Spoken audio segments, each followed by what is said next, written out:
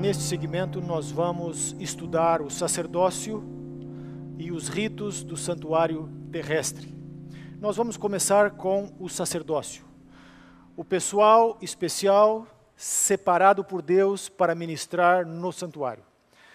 Deus não apenas prescreveu os detalhes do tabernáculo, mas Deus também prescreveu as instruções para o comportamento e para as vestimentas do sacerdócio. E nós vamos ver agora. Êxodo 28, verso 2, nós temos aqui a instrução de Deus para Moisés, quando Deus declarou: farás vestes sagradas para Arão, teu irmão, para glória e para ornamento.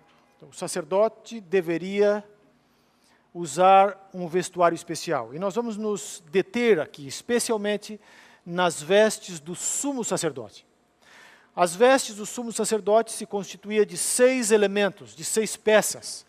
Havia o peitoral, a estola sacerdotal, a sobrepeliz, a túnica bordada, a mitra e o cinto.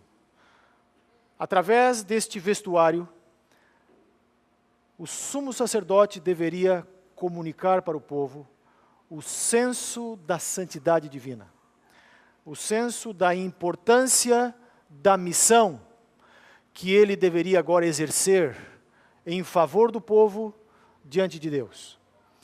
Neste desenho vocês podem ter uma ideia dos diferentes elementos, diferentes peças do vestuário. Vocês podem ver ali no peito do sacerdote aquilo que seria o peitoral, com as 12 pedras. Cada uma daquelas pedras ali tinha um nome de uma das tribos de Israel.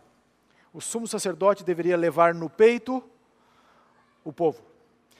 Nos ombros também havia aqui duas ombreiras, uma de cada lado, com uma pedra, onde estavam os nomes das 12 tribos. Com estes símbolos, o sumo sacerdote se identificava com o povo para ministrar em favor deles. Em seguida, por detrás do peitoral, nós temos ali o éfode, depois temos a túnica e os diferentes elementos que compunham, então, as vestes sacerdotais. Neste quadro colorido, a gente pode ter uma ideia, né, do esplendor, da sofisticação das vestes sacerdotais. Um detalhe interessante que nós podemos notar em relação às roupas do sacerdote e do sumo sacerdote, era que estas roupas elas eram feitas de tecidos similares aos tecidos utilizados para o tabernáculo. Tecido que tanto que cobria o tabernáculo, quanto aquele tecido que separava o lugar santo do Santíssimo. Assim havia entre o sumo sacerdote e o santuário uma identificação estreita, porque as suas vestes, elas eram compostas de tecidos ou de misturas de tecidos similares àquelas misturas utilizadas na confecção das cortinas, da cobertura para o tabernáculo. Ellen White, refletindo sobre as roupas, sobre o vestuário do sumo sacerdote ou do sacerdote, ela declarou o seguinte no livro Obreiros Evangélicos, página 173. O Deus do céu, cujo braço move o mundo, que nos dá vida e nos sustém com saúde, é honrado ou desonrado pelo vestuário dos que oficiam em honra sua. Ele deu a Moisés instruções especiais relativas a tudo que dizia respeito ao serviço do tabernáculo, e especificou a vestimenta que deviam usar os que haviam de servir perante ele. Assim Deus foi detalhista, até mesmo no vestuário daqueles que deveriam servir, ministrar no seu santuário. E a irmã White continua dizendo mais: farás vestes santas a Arão, teu irmão, para glória e ornamento. Foi a direção dada a Moisés. Tudo o que dizia respeito ao vestuário e conduta dos sacerdotes devia ser de molde a impressionar o espectador com um sentimento da santidade de Deus, de seu culto e da pureza exigida dos que entravam à sua presença. E aqui nós temos uma lição muito importante que nós aprendemos com o santuário e particularmente com o sacerdócio desse santuário. Deus é honrado ou desonrado com o nosso vestuário. Portanto, devemos nos vestir de forma apropriada ao ambiente de culto, à função de adoração que nós exercemos na igreja. Então, isto é uma lição que fica aí para cada um de nós. Este sacerdócio, ou os sacerdotes que ministravam no tabernáculo, eles tinham, digamos, 3 funções básicas, que estão sempre juntas, mas nós separamos apenas para propósitos didáticos. A primeira função, na sequência ali, é a função de mediação.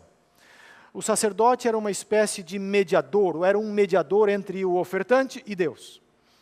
Porque, como nós mencionamos no bloco anterior, depois que o ofertante oferecia o sacrifício, ele não poderia fazer mais nada. Toda a administração era feita pelo sacerdote. O sacerdote que ocupava, digamos, o lugar do pecador.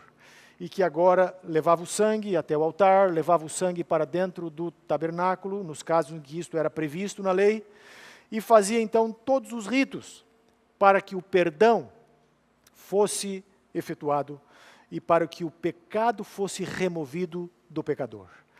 Mas, ao mesmo tempo, o sacerdote também era uma figura de substituição, porque se ele era, por um lado, mediação, ele, por outro lado, era também substituição, porque ele ocupava o lugar do pecador. E, finalmente, ele exercia uma função muito importante, que é a função de intercessão. Ele estava ali constantemente intercedendo em favor do povo, especialmente no momento em que ele oferecia o incenso naquele pequeno altar situado diante da cortina que separava o lugar santo do Santíssimo. Ali o sacerdote, ou o sumo sacerdote, estava intercedendo em favor do povo, intercedendo em favor do pecador. Assim, nas funções de mediação, substituição e intercessão, o sacerdote estava exercendo seu ministério especial em favor do povo de Deus. Mas a irmã White diz mais, que o sumo sacerdote também era um tipo de Cristo. E Paulo também, falando aos Hebreus, ele declara isso de forma muito clara. Hebreus 4, verso 14. Tendo, portanto, um grande sumo sacerdote, Jesus, Filho de Deus, que penetrou os céus, retenhamos firmemente a nossa confissão. Aquele sacerdote ali era uma figura humana, escolhido da tribo de Levi para ministrar em favor do povo. Mas o sacerdote do tabernáculo israelita, ele era um tipo, ele era uma sombra, era uma figura, um símbolo do sacerdote perfeito, que é Jesus Cristo, que ministra em nosso favor no santuário celestial. E o livro de Hebreus continua ainda. Ora, do que estamos dizendo, o ponto principal é este. Temos um sumo sacerdote tal que se assentou nos céus, à direita do trono da majestade, ministro do santuário e do verdadeiro tabernáculo, que o Senhor fundou, e não o homem. Assim como nós já vimos, as ofertas, os animais que eram ali sacrificados, eles apontavam para Cristo. O sacerdote, acabamos de ver, era um símbolo de Cristo. Os diferentes ritos e ministérios do tabernáculo apontavam também para a obra de Cristo no santuário, no tabernáculo celestial. Assim, meus queridos, o tabernáculo era uma espécie de profecia visual, de profecia em símbolo, uma profecia em figuras que as pessoas poderiam visualizar ali, para que quando o Messias chegasse, o povo já pudesse ter uma compreensão do que era a salvação, do que era o perdão, do que era o preço que precisaria ser pago pelo pecado, ou seja, o oferecimento de um substituto, de um sacrifício perfeito e infinito. E o apóstolo Pedro, refletindo sobre o sacerdócio do santuário, ele faz uma aplicação muito importante para nós. 1 Pedro 2, verso 9. Mas vós sois a geração eleita, o sacerdócio real, a nação santa, o povo adquirido, para que anuncieis as grandezas daquele que vos chamou das trevas, para a sua maravilhosa luz. 1 Pedro 2, verso 9. Assim, nós hoje temos também o privilégio de sermos sacerdotes. No povo de Israel, apenas a tribo de Levi tinha esse privilégio. Mas na nova aliança, no novo concerto, cada filho de Deus também é um sacerdócio. É um sacerdote. Nós somos uma nação de sacerdote, ou de sacerdotes, diz o apóstolo Pedro. Somos a geração eleita, somos o sacerdócio real, porque temos um privilégio também de testificar de Deus para o mundo. Temos o privilégio de interceder diante de Deus pelos perdidos, de orar por eles, de buscá-los para conquistá-los para Cristo. Assim, o sacerdócio, em primeiro lugar, apontava para Cristo, como um tipo da obra expiatória de Cristo em nosso favor. Mas, ao mesmo tempo, o Novo Testamento também faz uma aplicação espiritual, ao dizer que nós, como igreja, nós, como povo de Deus, nós somos uma nação de sacerdotes. Que privilégio nós temos por sermos filhos de Deus e sermos sacerdotes. Nós vamos agora analisar quais eram os ritos, quais eram as cerimônias, em que consistia o ministério, a atividade do sacerdote no santuário. Este é um aspecto extremamente importante do nosso estudo, para que nós possamos depois entender como relacionar esse ministério do santuário terrestre com o ministério do santuário celestial. Os ritos eram muito importantes. Animais deveriam ser oferecidos. O livro de Levítico 22, verso 17, nos orienta de que o animal sacrificial deveria ser perfeito, porque afinal os animais eram tipos, eram sombras de Cristo. Além do mais, nos diferentes sacrifícios que eram ali oferecidos, a mesma mensagem era enfatizada repetidas vezes. No livro de Levítico, os primeiros capítulos, até o capítulo 7, nós temos ali uma série de instruções quanto aos diferentes tipos de sacrifícios. Havia ofertas queimadas, ofertas pacíficas, holocaustos, ofertas pelo pecado. Às vezes nós nos perguntamos por que tantas ofertas, mas entendamos o seguinte: era a mesma lição básica sendo ensinada de diferentes maneiras, de diferentes ângulos. Hoje, um professor, quando quer ensinar alguma coisa e quer enfatizar algo para os seus estudantes, o que ele faz? Ele repete várias vezes, ele usa diferentes linguagens, diferentes ilustrações, para ensinar o mesmo conceito, a mesma ideia. Assim é o que nós vemos nos ritos do tabernáculo. Por isso que nós temos uma grande variedade de sacrifícios, mas a lição básica é a mesma. É a lição da substituição, é a lição do perdão, é a lição da expiação, é para ensinar as pessoas de que sem derramamento de sangue não há perdão e que nós precisamos de um substituto para ocupar o nosso lugar. Há um texto muito importante nesse contexto que está em Levítico 17, verso 11. E esse texto fala do sangue. O tabernáculo era o lugar onde o sangue era ministrado, porque o sangue representava a vida do animal. Então, basicamente, o sangue era aspergido sobre o altar de holocaustos, e em alguns sacrifícios o sangue ainda era elevado para dentro do tabernáculo, e era aspergido nas pontas do altar de incenso. Esse texto é muito importante. Levítico 17, verso 11. Porque a vida da carne está no sangue. Eu vou-lo tenho dado sobre o altar para fazer expiação pela vossa alma. Porquanto é o sangue que fará expiação em virtude da vida. Era a função básica do sacerdote. E, por conseguinte, também do sumo sacerdote, ministrar o sangue. O sangue era a vida do animal que havia sido trocada pela vida do pecador. E através do ministério, utilizando o sangue, aspergindo sobre o altar, aspergindo no lugar santo, no altar de incenso.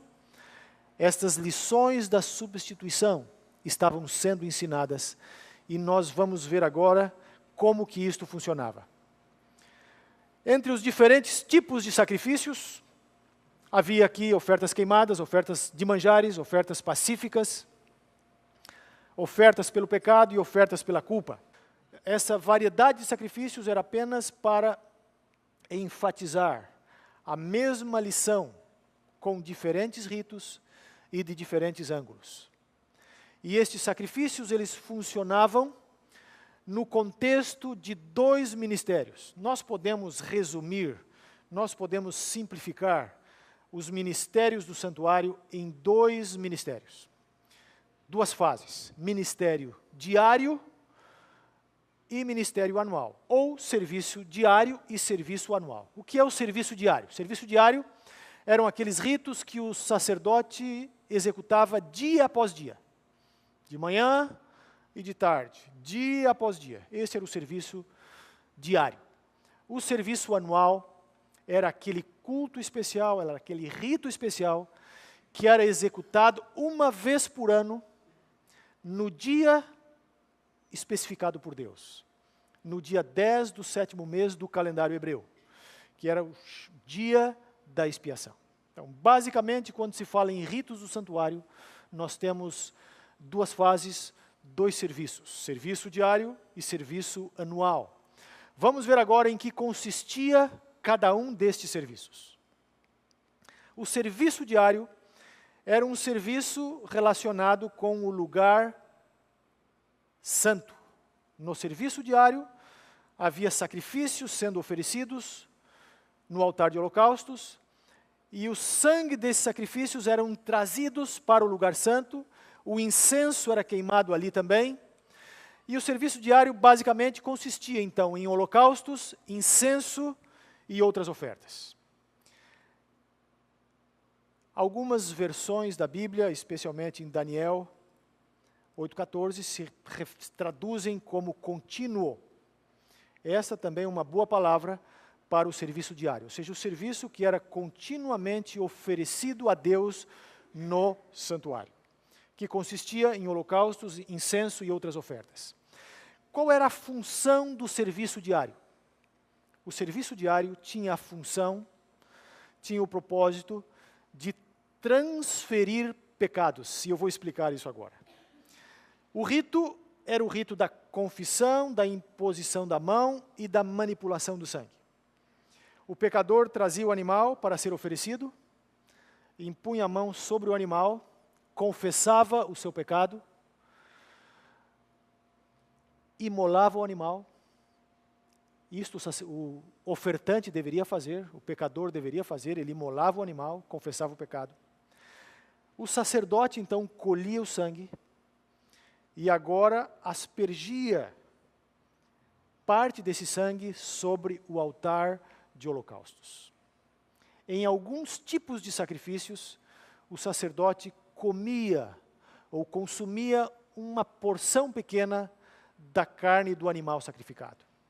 Mas no sacrifício diário, ou no ministério diário, através desse sistema de confissão, imposição da mão e com os ritos de manipulação do sangue, o pecado era transferido para o santuário.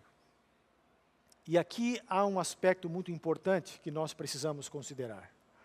O pecador, quando trazia o seu animal, quando oferecia o animal, que era o seu substituto que morria em seu lugar, pelo ato de sacrificar o animal e pelos ritos que o sacerdote agora executava com o sangue, o pecador estava perdoado.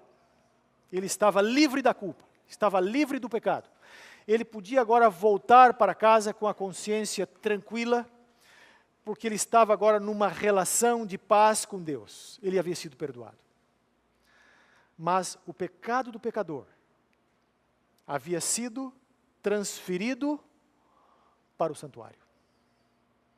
E aqui há um detalhe importante no plano da salvação que nós precisamos considerar e que nós aprendemos quando nós estudamos os ritos do santuário. O pecado é uma coisa profundamente grave. Não existem palavras para definir o horror e a malignidade do pecado.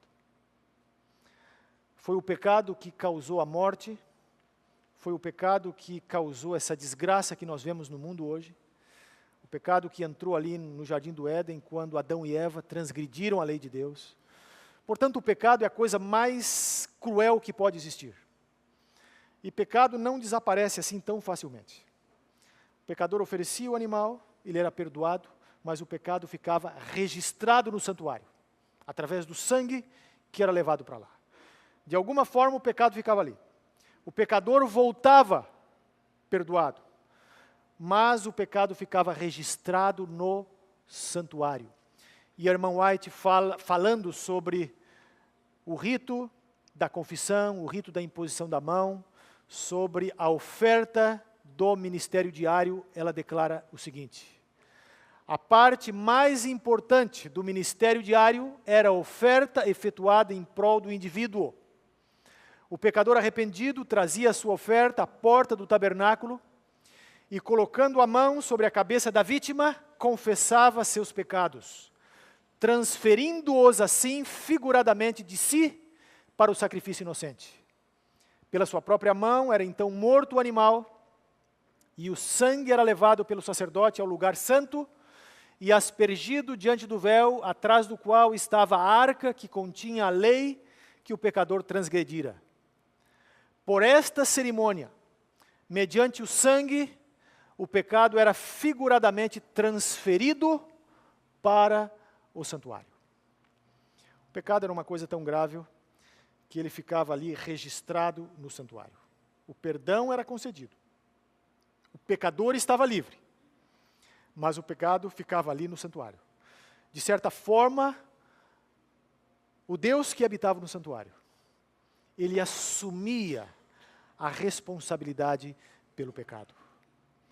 E neste processo de serviço diário, nesse processo de transferência de pecado, o que nós temos no ministério diário? Nós temos um duplo processo. Nós temos a purificação do pecador que oferece o sacrifício, e ao mesmo tempo nós temos a contaminação do santuário, que de certa forma recebe, figuradamente, o pecado do transgressor. Naturalmente que os animais do santuário terrestre eram sacrifícios imperfeitos, era um sistema provisório. A solução definitiva para o problema do pecado só poderia vir com o sacrifício de Cristo, que foi o que ocorreu na cruz do Calvário. Mas um estudo do sistema do santuário nos ajuda a entender como Deus lida com o pecado. Então nós vimos o ministério diário. Então o pecador era purificado, o movimento do sangue era sempre de fora para dentro. O sacerdote fazia ritos no altar de holocausto e depois trazia o sangue para o altar de incenso e assim, figuradamente, o pecado era transferido para o tabernáculo. Nós vamos agora analisar o ministério anual, o serviço anual, o serviço da purificação do santuário. Porque, obviamente, se ao longo do ano o ministério diário causa a contaminação do santuário, haverá um momento em que este santuário precisa ser purificado. E isto ocorria uma vez por ano, no dia da expiação, que era o dia 10 do 7º mês do calendário hebreu. Vamos ver como funcionava, como eram os ritos do dia da expiação. O que ocorria nesse dia para purificar o santuário dos pecados do povo que se haviam acumulado ali. Vejamos que no dia da expiação, havia um movimento, havia um sistema diferente nos ritos do sacrifício. O dia da expiação era um dia especial em que o sacerdote deveria se preparar, o povo deveria examinar as suas almas, porque neste dia o rito mais importante do santuário seria realizado. Havia vários ritos, mas para simplificar nós podemos mencionar aqui o rito dos 2 bodes. 2 bodes eram escolhidos para funcionarem no dia da expiação.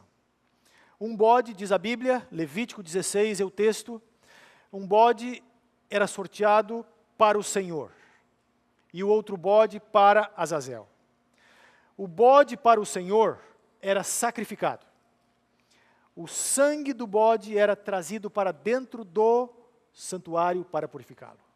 E esse diagrama aqui nos ajuda a entender como funcionava a purificação pela seta que está indicando ali. O sumo sacerdote tomaria o sangue do sacrifício e começaria o serviço no lugar santíssimo, aplicando o sangue sobre o propiciatório, em frente da arca. Depois ele o faria em frente do véu, no altar de incenso. E finalmente ele viria para o pátio para concluir o rito com o sangue. Percebemos aí que nos ritos do dia da expiação, o movimento do serviço não é de fora para dentro, mas é de dentro para fora. Quando a gente varre uma casa e quer limpá-la, a gente começa varrendo aonde? De dentro para fora ou de fora para dentro? Começa, obviamente, de dentro para fora. Começamos do mais interior para o mais interior. Este é o movimento dos ritos no dia da expiação, porque era um dia de eliminação do pecado, um dia de expiação. No dia da expiação, o que Deus fazia com os registros do pecado do povo que se haviam acumulado ali ao longo do ano? Eles eram apagados, eles eram eliminados, para jamais ter qualquer possibilidade de interferir na relação entre Deus e o seu povo. E depois que todos os ritos de purificação do santuário se haviam concluído, o sumo sacerdote saía, punha as mãos sobre o bode para Azazel, que havia permanecido vivo ali no pátio, e ele confessava sobre o bode as iniquidades de Israel, e agora, pelas mãos de uma pessoa que já havia sido designada para isso, o bode era levado para o deserto, e lá ele era abandonado. Desta forma, aquele bode funcionava como uma espécie de caminhão de lixo, carregando o pecado, levando ele para o deserto, para que aquele pecado nunca mais pudesse interferir na relação entre Deus e o seu povo. Assim, nós vimos que no dia da expiação, o pecado do povo de Deus era eliminado do santuário. Resumindo, o ministério do santuário se constituía em 2 fases. Havia um ministério diário, em que o pecado era transferido para o santuário, e havia um ministério anual, no qual o pecado era eliminado do santuário. Porque com a eliminação do pecado do santuário, Deus queria mostrar para Israel, Deus queria mostrar que Ele é um Deus justo. Deus, de fato, assumiu a responsabilidade pelo perdão que Ele concedeu ao povo ao longo do ano. Mas Deus, pela sua natureza de santidade, Deus não convive com o pecado para sempre. Em algum momento, Deus decide pôr fim ao pecado. E isto era muito bem ilustrado no dia da expiação no antigo Israel. Ali no dia da expiação, Deus se revela a Israel como um Deus justo. Um Deus que perdoou o pecado do povo através dos ritos de sacrifício. Um Deus que assumiu a responsabilidade pelo perdão, aceitando que o pecado fosse transferido para o santuário. Mas, ao mesmo tempo, um Deus que assegura ao seu povo que em algum momento o pecado precisa ter um fim, e aquele que é o originador do pecado, neste caso representado pelo bode para Azazel, deveria ser eliminado para sempre. Assim, nós aprendemos as profundas lições do plano da salvação com o ministério diário e o ministério anual do tabernáculo. No próximo bloco, nós veremos a relevância disso para o santuário celestial.